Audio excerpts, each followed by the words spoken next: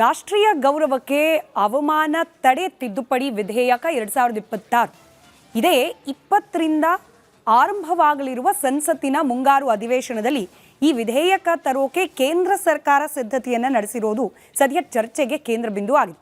ಈ ವಿಧೇಯಕ ಯಾಕೆ ಮಹತ್ವಪೂರ್ಣ, ಏನಿದೆ ಈ ವಿಧೇಯಕದಲ್ಲಿ, ಈಗ ಜಾರಿಯಲ್ಲಿರುವ ವಿಧೇಯಕದಲ್ಲಿ ಏನಿದೆ, ಹೊಸ ವಿಧೇಯಕ ತರಲಿರುವ ಬದಲಾವಣೆಗಳು ಏನೇನು ನೋಡೋಣ ಎಳೆ ಎಳೆಯಾಗಿ.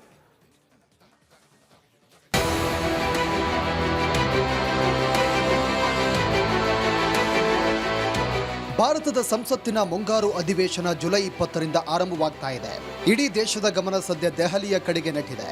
ಈ ಅಧಿವೇಶನದಲ್ಲಿ ಹಲವು ಮಹತ್ವದ ಕಾನೂನುಗಳು ಮಂಡನೆಯಾಗ್ತಾ ಇವೆ.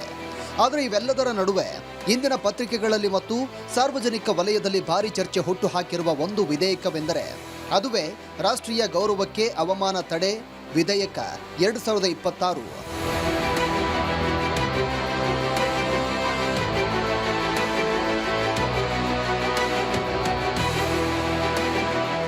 ಸ್ವಾತಂತ್ರ್ಯ ಬಂದು ದಶಕಗಳು ಕಳೆದರೂ ದೇಶದ ಸಾರ್ವಭೌಮತೆ ಮತ್ತು ಅಸ್ಮಿತೆಯ ಸಾಂಕೇತಿಕ ರೂಪಗಳಾದ ರಾಷ್ಟ್ರೀಯ ಲಾಂಛನಗಳು, ರಾಷ್ಟ್ರಧ್ವಜ ಹಾಗೂ ರಾಷ್ಟ್ರೀಯ ಗೀತೆಗಳಿಗೆ ಸಾರ್ವಜನಿಕವಾಗಿ ಅಪಮಾನ ಮಾಡುವ ಘಟನೆಗಳು ಅಲ್ಲೊಂದು ಇಲ್ಲೊಂದು ವರದಿಯಾಗುತ್ತಲೇ ಇವೆ.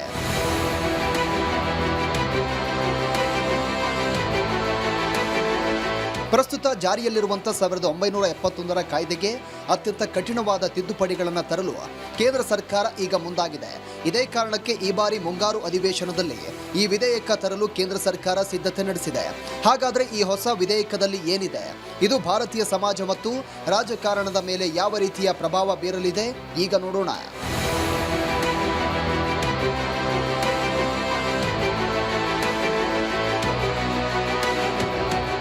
ಭಾರತದಲ್ಲಿ 1971ರಿಂದಲೇ ರಾಷ್ಟ್ರೀಯ ಗೌರವಕ್ಕೆ ಅವಮಾನ ತಡೆ ಕಾಯ್ದೆ ಚಾಲ್ತಿಯಲ್ಲಿದೆ. ನಮ್ಮಲ್ಲಿ ಈಗ ಜಾರಿಯಲ್ಲಿರುವಂತಹ ಈ ರಾಷ್ಟ್ರೀಯ ಅವಮಾನ ತಡೆ ಕಾಯ್ದೆ 1971 ಏನು ಹೇಳುತ್ತದೆ ಅಂದರೆ, ಇದರ ಅಡಿಯಲ್ಲಿ ರಾಷ್ಟ್ರಧ್ವಜವನ್ನ ಸುಡುವುದು, ತುಳಿಯುವುದು ಅಥವಾ ರಾಷ್ಟ್ರಗೀತೆಯನ್ನು ಹಾಡುವಾಗ ಉದ್ದೇಶಪೂರ್ವಕವಾಗಿ ಅಡ್ಡಿಪಡಿಸುವುದನ್ನ ಅಪರಾಧ ಅಂತ ಪರಿಗಣಿಸಲಾಗ್ತಾ ಇತ್ತು. ಇದಕ್ಕೆ ಗರಿಷ್ಠ 3 ವರ್ಷಗಳ ಜೈಲು ಶಿಕ್ಷೆ ಇತ್ತು.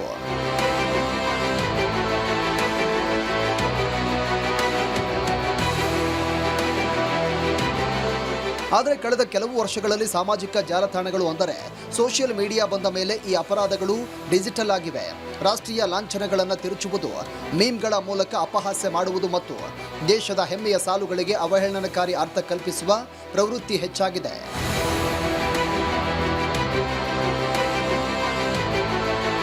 ಡಿಜಿಟಲ್ ಯುಗದ ಈ ಹೊಸ ಮಾದರಿಯ ಅಪರಾಧಗಳನ್ನು ತಡೆಯಲು 55 ವರ್ಷಗಳಷ್ಟು ಹಳೆಯದಾದ 1971ರ ಕಾಯ್ದೆ ಅಸಮರ್ಥವಾಗಿತ್ತು. ಇದೇ ಕಾರಣಕ್ಕೆ 2026ರ ಈ ಹೊಸ ತಿದ್ದುಪಡಿ ವಿಧೇಯಕವನ್ನು ಕೇಂದ್ರದ ಮೋದಿ ಸರ್ಕಾರ ವಿನ್ಯಾಸಗೊಳಿಸಿದೆ. ಈ ಹೊಸ ವಿಧೇಯಕದಲ್ಲಿ 3 ಅತ್ಯಂತ ಪ್ರಮುಖ ಮತ್ತು ಕಟ್ಟುನಿಟ್ಟಾದ ಬದಲಾವಣೆಗಳನ್ನು ತರಲಾಗ್ತಾ ಇದೆ. ಆ ವಿವರ ಹೀಗಿದೆ.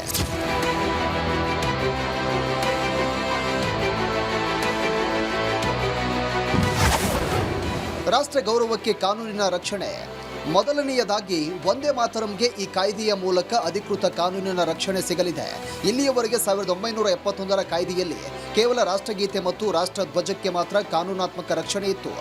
ಆದರೆ ಈ ಹೊಸ ತಿದ್ದುಪಡಿಯಲ್ಲಿ ನಮ್ಮ ರಾಷ್ಟ್ರೀಯ ಗೀತೆಯಾದ ವಂದೇ ಮಾತರಂ ಅಧಿಕೃತವಾಗಿ ಈ ಕಾನೂನಿನ ವ್ಯಾಪ್ತಿಗೆ ತರಲಾಗಿದೆ. ಇನ್ಮುಂದೆ ವಂದೇ ಮಾತರಂ ಗೀತೆಗೆ ಸಾರ್ವಜನಿಕವಾಗಿ ಅಥವಾ ಡಿಜಿಟಲ್ ವೇದಿಕೆಯಲ್ಲಿ ಅಪಮಾನ ಮಾಡುವುದು ಜೈಲು ಶಿಕ್ಷೆಗೆ ಅರ್ಹವಾದ ಅಪರಾಧವಾಗಲಿದೆ. ರಾಷ್ಟ್ರ ಗೌರವಕ್ಕೆ ಕಾನೂನಿನ ರಕ್ಷಣೆ. ಎರಡನೆಯದಾಗಿ ರಾಷ್ಟ್ರೀಯ ಲಾಂಛನ ಮತ್ತು ಮುದ್ರೆಗಳ ದುರುಪಯೋಗ ಮಾಡುವುದು ಈ ಹೊಸ ವಿಧೇಯಕದ ಪ್ರಕಾರ ಇನ್ನು ಶಿಕ್ಷಾರ್ಹ ಅಪರಾಧವಾಗಲಿದೆ.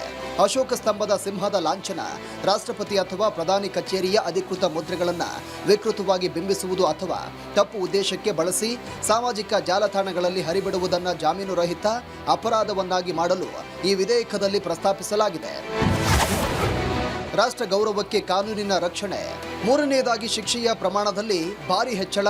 ಹಳೆಯ ಕಾಯ್ದೆಯಲ್ಲಿದ್ದ 3 ವರ್ಷಗಳ ಸಾಮಾನ್ಯ ಜೈಲು ಶಿಕ್ಷೆಯನ್ನು ಈ ತಿದ್ದುಪಡಿಯಲ್ಲಿ 5ರಿಂದ 7 ವರ್ಷಗಳ ಕಠಿಣ ಜೈಲು ಶಿಕ್ಷೆಗೆ ಏರಿಸಲು ಪ್ರಸ್ತಾಪ ಮಾಡಲಾಗಿದೆ. ಅಷ್ಟೇ ಅಲ್ಲದೆ ಭಾರಿ ಮೊತ್ತದ ದಂಡ ಹಾಗೂ ಸಾರ್ವಜನಿಕ ಹುದ್ದೆಗಳನ್ನು ಅಲಂಕರಿಸದಂತೆ ನಿಷೇಧ ಹೇರುವ ವಿಧಿಗಳು ಇದರಲ್ಲಿ ಸೇರಿವೆ ಎನ್ನಲಾಗ್ತಾ ಇದೆ. ಯಾವುದೇ ಕಠಿಣ ಕಾನೂನು ಬಂದಾಗ ಅದರ ಸುತ್ತ ಪರ ವಿರೋಧ ಚರ್ಚೆಗಳು ಸಹಜ. ಈ ವಿಧೇಯಕದ ವಿಷಯದಲ್ಲೂ ಹಾಗೆಯೇ ಆಗ್ತಾ ಇದೆ.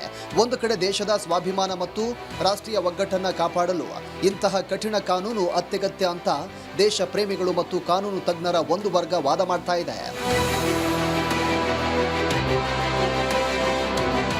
ಆದರೆ ಮತ್ತೊಂದು ಕಡೆ ಮಾನವ ಹಕ್ಕುಗಳ ಕಾರ್ಯಕರ್ತರು ಮತ್ತು ವಿರೋಧ ಪಕ್ಷಗಳು ಕೆಲವು ಆತಂಕಗಳನ್ನು ವ್ಯಕ್ತಪಡಿಸ್ತಾ ಇವೆ. ಅವರ ಪ್ರಕಾರ ಈ ಕಾಯ್ದೆಯಲ್ಲಿ ಅಪಮಾನ ಅಥವಾ ಅವಹೇಳನ ಎಂಬ ಪದದ ವ್ಯಾಖ್ಯಾನದ ಪರಾಮರ್ಶೆ ಆಗಬೇಕಿದೆ.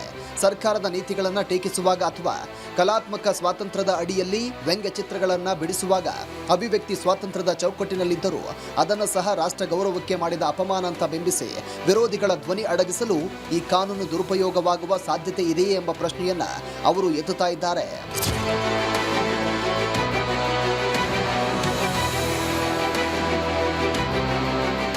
ಯಾವುದೇ ಸಾರ್ವಭೌಮ ರಾಷ್ಟ್ರಕ್ಕೆ ತನ್ನ ರಾಷ್ಟ್ರೀಯ ಸಂಕೇತಗಳ ಮೇಲಿನ ಗೌರವವೇ ಅದರ ಅಸ್ತಿತ್ವದ ಅಡಿಪಾಯ.